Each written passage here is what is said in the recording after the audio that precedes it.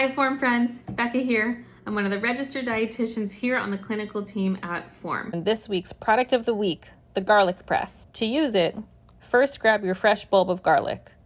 You begin to peel the outer layer off of the bulb. Within the bulb, you will find several cloves of garlic, which is usually the measurement referred to in recipes. Take a couple cloves on your cutting board, and with the heel of your hand or the flat side of a chef's knife, press down on the side of each clove.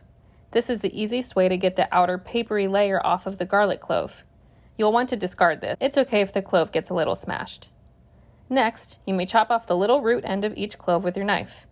When you have 2 or 3 cloves, open up your garlic press and place the cloves inside.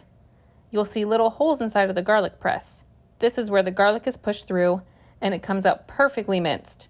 All you do is simply close the handles of the garlic press together and squeeze shut. You can store the remaining garlic left in the bulb at room temperature. It stays fresh for several weeks. I can already smell the wonderful scent of fresh garlic wafting through your kitchen. If you have any tips for using garlic in cooking, share your ideas below.